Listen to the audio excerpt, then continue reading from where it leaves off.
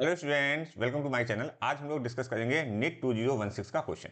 तो नीट 2016 के इस क्वेश्चन में क्या दिया हुआ है, पहले क्वेश्चन को रीड आउट करते हैं। लिखा हुआ है the magnitude of sum of two vectors is equal to magnitude of different of the two vectors. Okay, magnitude के बारे में बात कर रहा है। The angle between the these vectors is, अच्छा आपको एंगल पता करना है इन दो वेक्टर्स के बीच में। तो वो कह क्या रहा है, सबसे पहले समझने की कोशिश करते हैं।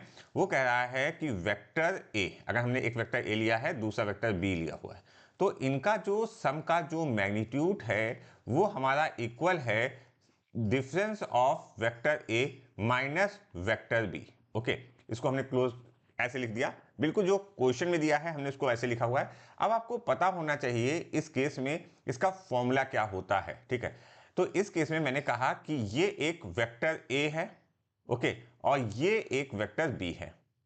ओके, और लेट इस केस में मैंने कहा ये एंगल थीटा दिया हुआ है।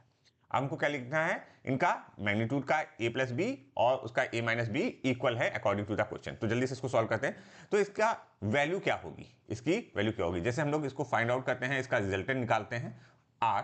ठीक है, और आर का मैग्नीट्यूड क्या होता है, A square B square plus 2ab cos theta. तो यहां पर हम इसको सॉल्व करके लिखते हैं, इवन दो ये फॉर्मूला है डायरेक्टली, तो हम इसको फॉर्मूले को लिखते हैं। यहां पर हम लिखेंगे A square plus B square plus 2ab cos theta. cos theta क्या है, angle between these two vectors, और वही हमको पूछा गया है। इज इक्वल टू अब हम क्या लिखेंगे यहाँ पर, स्क्वायर रूट। अच्छा, यहाँ पर a माइनस बी वाले केस में क्या होता है, यहाँ पर इसको आपको याद होना चाहिए, that is A square plus B square minus of 2ab cos theta.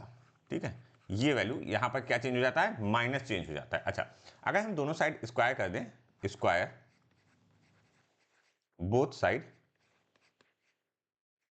तो देखो यहां पर वैल्यूज क्या बचती हैं। अगर आप स्क्वायर दोनों साइड कर देंगे तो यहां पर आप लिखोगे A square plus B square plus 2ab cos theta is equal to A square plus B square minus of 2ab cos theta.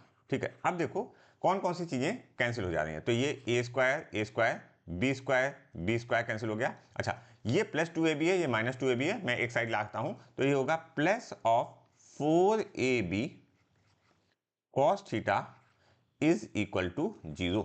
Okay, तो इसका मतलब क्या कहना चाहते हैं, cos theta is equal to 0। अच्छा, cos थीटा 0 कहां पर होता है, अगर आपको अच्छे से सब कॉन्सेप्ट याद हैं तो थीटा की वैल्यू कहां पर 0 होती है, थीटा की वैल्यू 90 पर 0 होती है। तो that means theta is equal to 90 degree. और अगर हम ऑप्शंस पे ध्यान दें तो यहां पर हमारा कौन सा ऑप्शन करेक्ट आ रहा है, यहां पर हमारा option 2 is correct for this particular question.